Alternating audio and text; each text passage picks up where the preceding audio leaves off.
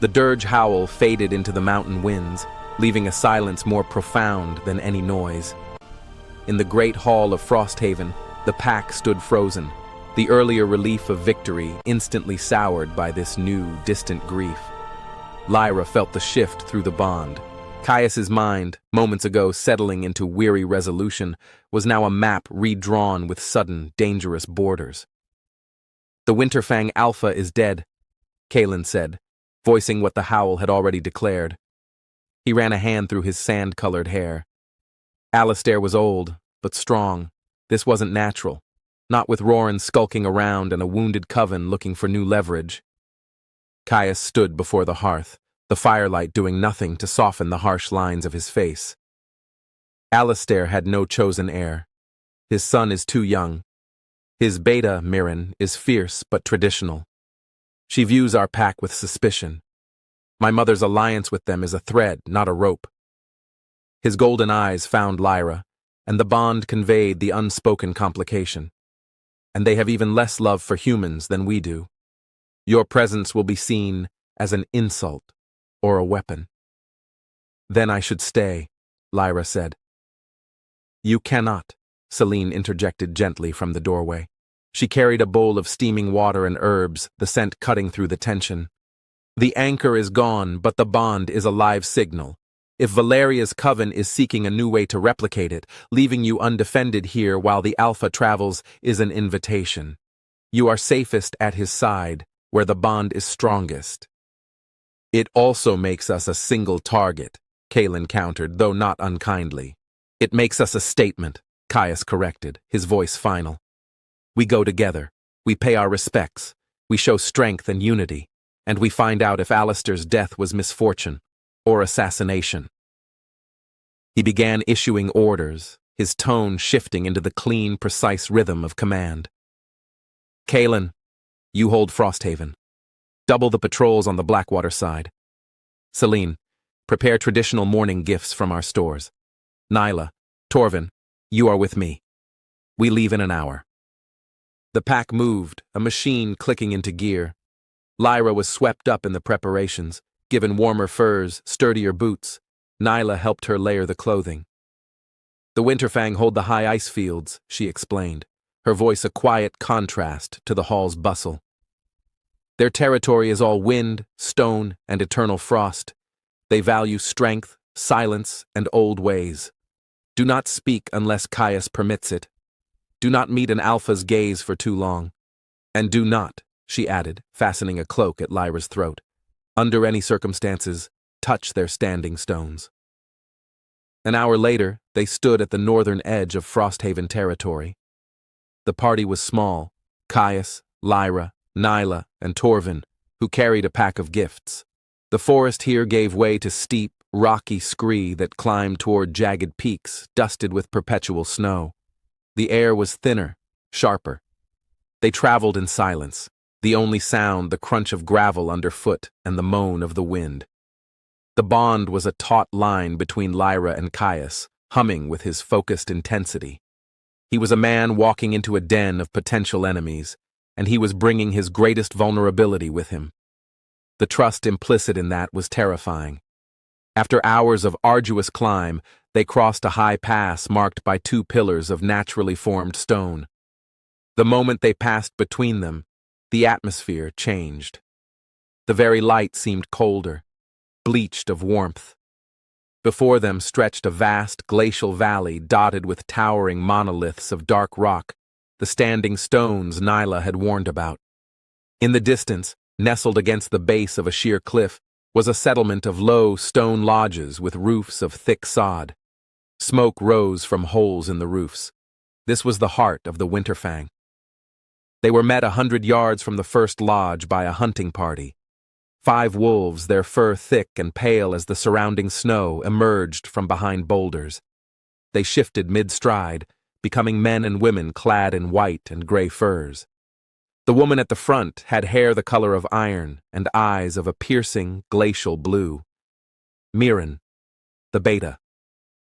Her expression was carved from the same stone as her territory. "Caius of Frosthaven," she said, her voice like grinding ice.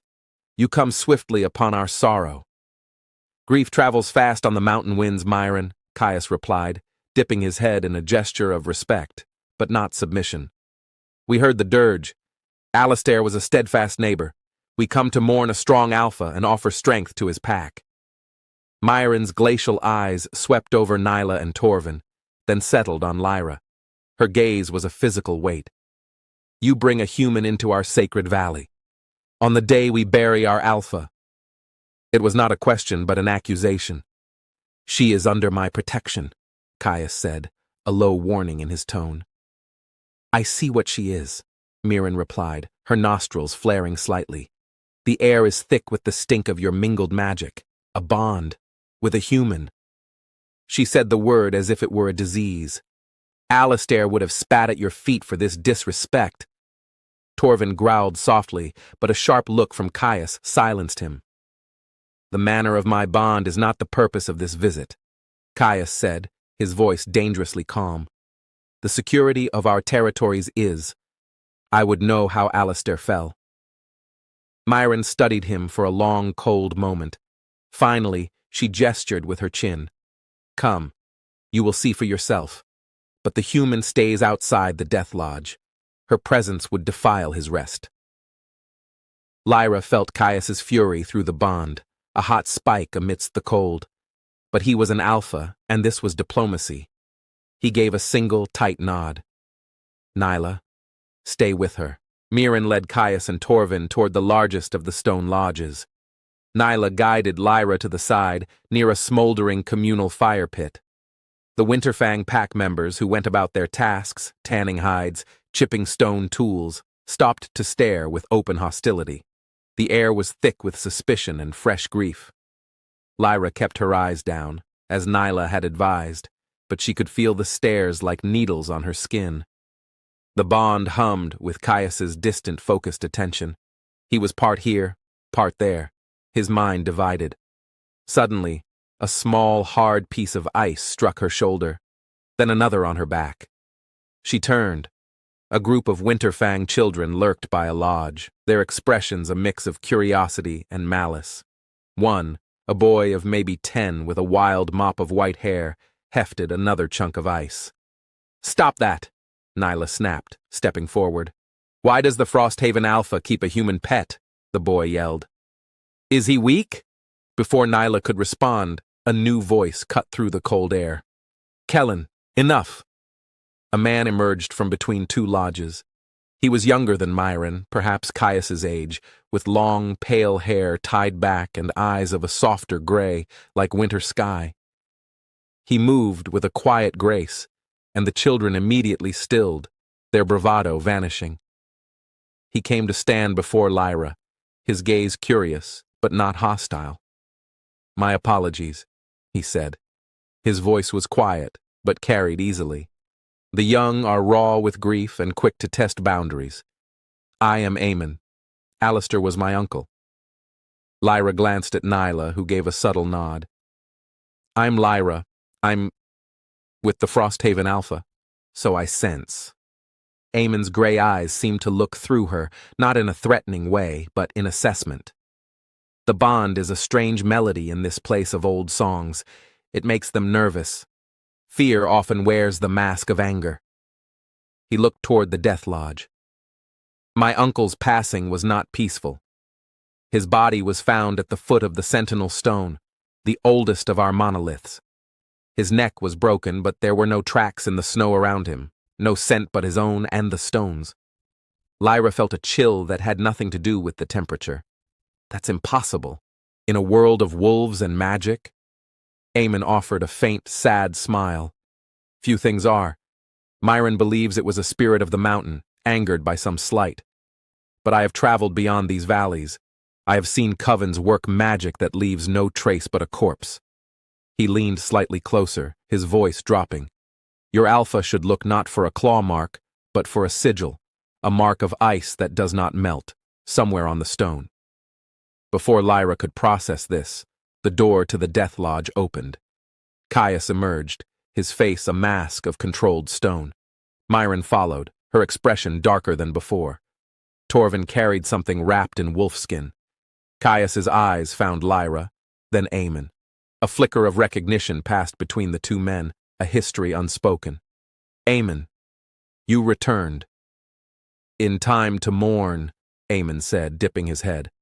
Uncle always said you were the strongest of the Frosthold alphas, Caius. I hope that strength holds. Mirren ignored the exchange, addressing her people who had gathered. The Frosthaven alpha has paid his respects. They leave before moon high. Our mourning is our own. It was a dismissal, blunt and cold. Diplomacy had failed. As they were escorted back toward the stone pillars, Caius walked close to Lyra. Through the bond, she felt his mind churning, analyzing Aemon's information, which he had clearly gleaned from her thoughts. The body was at the base of the monolith, he murmured, his voice only for her. No marks, but the back of his neck. The skin was patterned with frost in a shape that did not match the ground. A spiral. A sigil. Aemon was right. Just as they reached the pass, a young Winterfang runner, breathless, skidded to a halt before Mirren. Beta, from the south ridge, smoke on the wind, the scent is, it's charred blood and witch root. Mirren's head whipped toward Caius, her glacial eyes blazing with fresh accusation. Your borders, your war with the outcast and his coven. It has spilled into our mountains. Your weakness has brought death here, and now it brings fire. Caius stood tall, the wind whipping his dark hair. My weakness, Mirren? Or a threat that recognizes no borders? A coven that can kill an alpha without a trace and now burns your forests does not fear your isolation. It counts on it. He turned, his gaze sweeping the hostile, frightened faces of the Winterfang. You can hide behind your stones and your traditions and watch your world burn around you. Or you can remember that the Frostholds were once united under a single moon. My pack fights this enemy at the Blackwater. Will you fight for your own high ice, or will you just die on it alone? The challenge hung in the thin, cold air. Mirren seethed, caught between pride and survival. Aemon watched, his gray eyes thoughtful. Caius didn't wait for an answer. He turned and led his small party back through the stone pillars, leaving the Winterfang at a precipice. But as they descended the first switchback, Lyra felt it through the bond, a sharp, sudden twinge of alarm from Caius, not about the Winterfang, but about home. He stopped, closing his eyes. The bond flared with his effort to reach out over the distance. When his eyes opened again, they were molten with fury. Kaelin, he breathed. The manor is under attack, not by Roran, the smoke. It's coming from inside our walls. The descent was a controlled fall. Caius moved with a speed that defied the treacherous slope, his form blurring between man and wolf in his urgency. Lyra, Nyla, and Torvin scrambled after him, gravel skittering out from under their boots. The bond was a screaming wire, carrying Caius's frantic, fragmented assessments to Lyra, the scent trace of panic from his pack, the wrongness of smoke from the manor's interior, the absence of Kaelin's steadying mental presence in the pack link. They hit the tree line, the dense pines swallowing the bleak mountain light. Caius didn't follow the path. He carved a straight line through the forest, a force of nature uprooting ferns and snapping low branches. Lyra's lungs burned, her human stamina no match for the shifters, but a surge of something, not just adrenaline but a trickle of borrowed strength through the bond, kept her feet moving beneath her. Nyla grabbed her arm at a sudden stop, pulling her behind the thick bole of an ancient cedar. Caius and Torvin were frozen ahead, low to the ground. The scent hit Lyra a second later, not wood smoke, metallic, cloying, with an undertone of spoiled honey, witch smoke. Through the trees, Frosthaven came into view. No siege at the walls, no army of twisted wolves. The main gates stood closed, the walls intact. But from the manor's chimneys and several high windows, thick, coiling plumes of emerald-green smoke billowed into the twilight sky. It moved against the wind, clinging to the stonework like venomous moss. "The wards!" Torvin growled, his voice choked. "They should have repelled this. It's inside. How did it get inside?" Caius's eyes were closed, his head tilted. He was listening through the pack bonds. The pack is alive, trapped, scattered through the lower halls and cellars. They're confused, dreaming awake. The smoke carries an enchantment, a waking sleep. His eyes snapped open, blazing. Caius is in the great hall. He's fighting it. But he's alone. A diversion, Nyla whispered, horror dawning. They lured us to the Winterfang with a corpse and a mystery, knowing you'd go, knowing you'd take your strongest. They weren't after the Winterfang. They were clearing the board.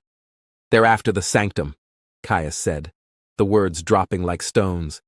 The obsidian disk, the heart of our territorial magic, and the archives. He looked at Lyra, and the bond conveyed a devastating realization. They don't need to replicate the bond from scratch. They just need the original recipe. And your blood is on the stones from the scrying. The front gates were a trap. The green smoke coiled thickest there. Caius pointed to the eastern wall, where the sunroom balcony Lyra had once climbed from overlooked a sheer drop. There, the smoke is thinner. The balcony door may be warded, but it's physical. We can break it. It's 20 feet up, Torvin said. I'll get her up, Caius said, his gaze locked with Lyra's. You will have to jump. The bond will guide you. Trust it. He shifted. The magnificent, silver-tipped wolf stood before her. He nudged her toward Torvin, who linked his hands into a stirrup. Nyla gave her a boost, and Lyra found herself on the wolf's broad, powerful back, her hands buried in the thick fur at his scruff. He felt like living Stormcloud. Hold on. He launched himself forward. Not at the wall, but at a giant, gnarled pine that grew close to it. He ran straight up the trunk, claws sinking deep, momentum carrying them in a dizzying arc. For a heart-stopping second, they were airborne above the drop. Lyra's stomach lurched. The bond flared, a instinctual, directional pull. There. She let go. She flew toward the balcony, arms outstretched. It was too far. But as she began to fall, the bond didn't just pull, it tightened. It was as if an invisible cord around her ribs snapped taut, giving her trajectory one last, impossible adjustment. She hit the stone balcony rail, the breath knocked from her, and tumbled over onto the wooden planks. Gasping, she looked back.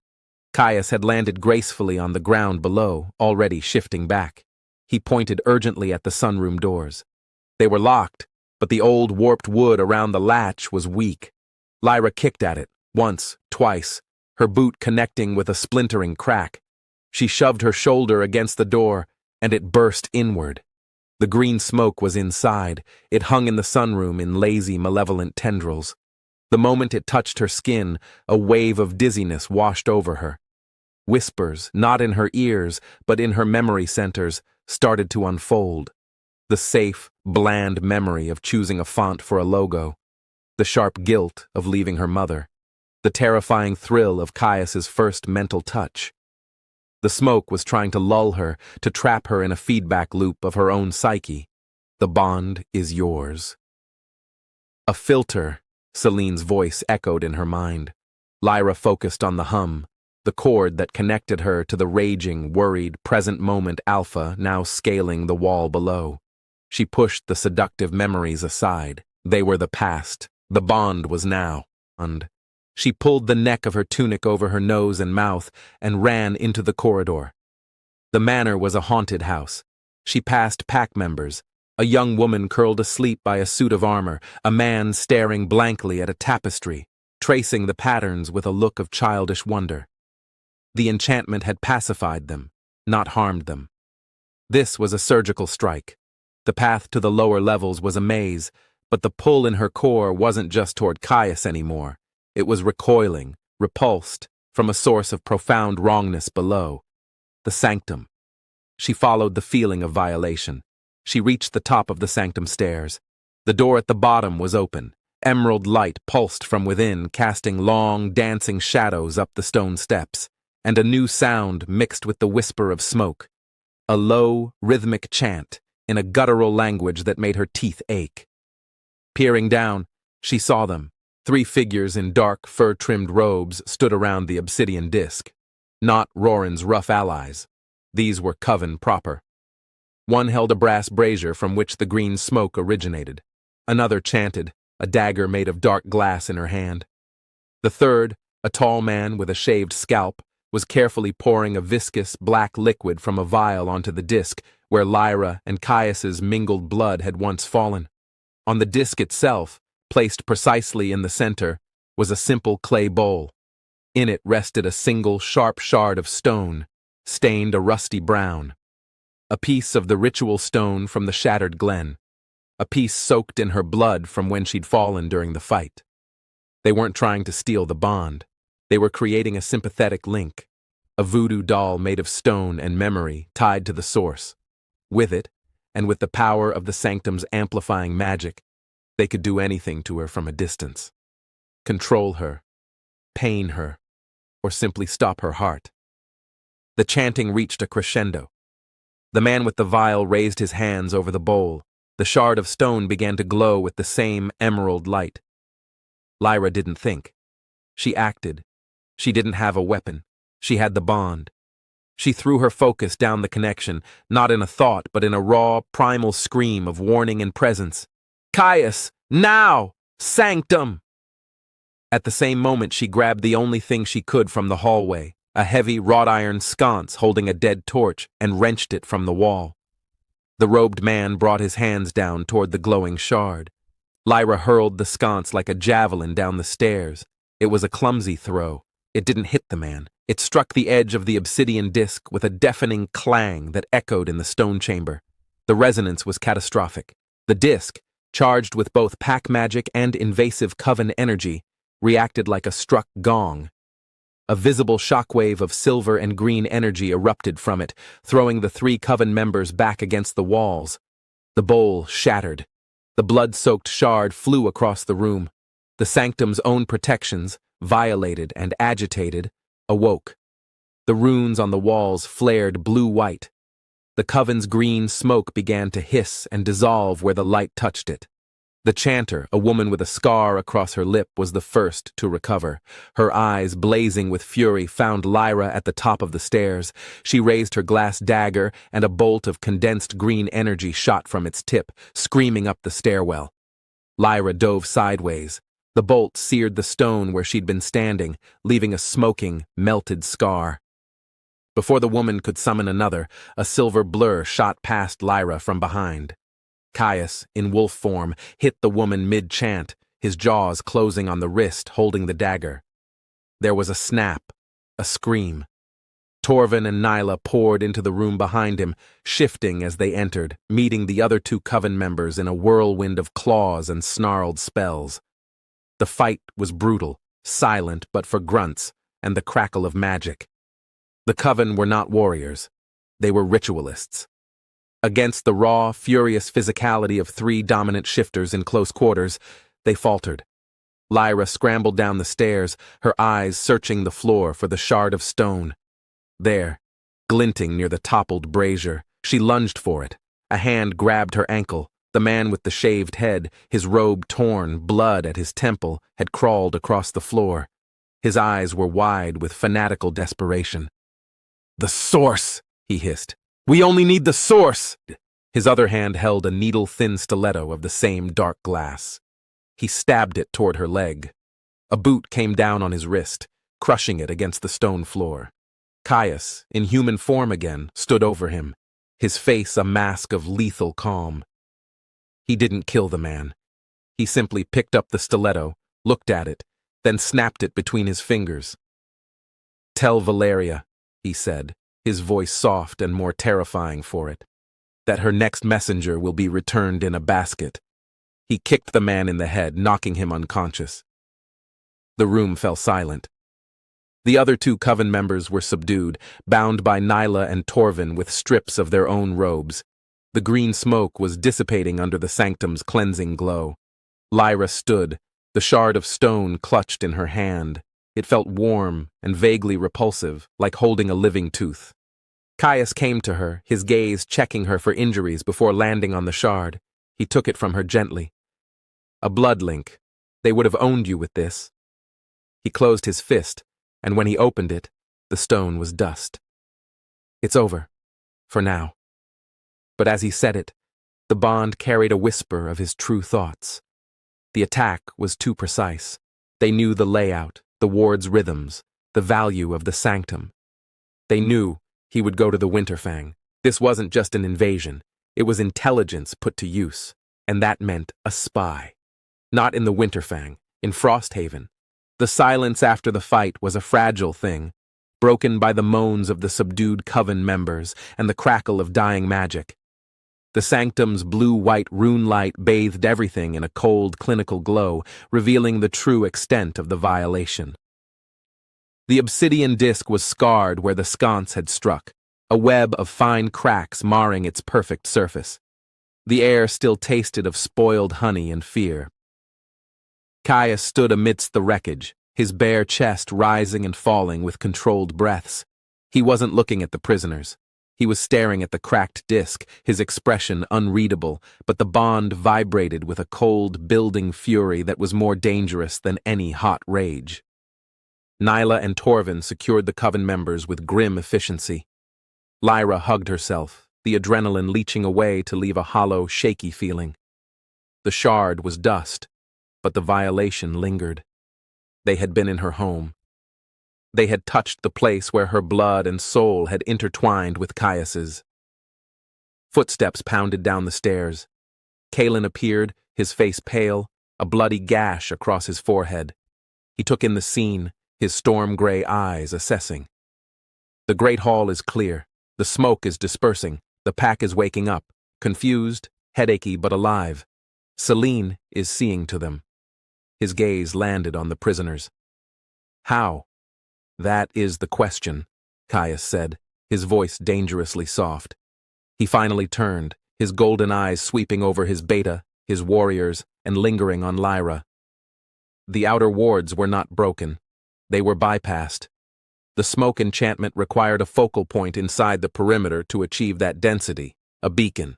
The implication settled over the room like frost. Nyla's hands stilled on the knots she was tying. Torvin's head came up slowly.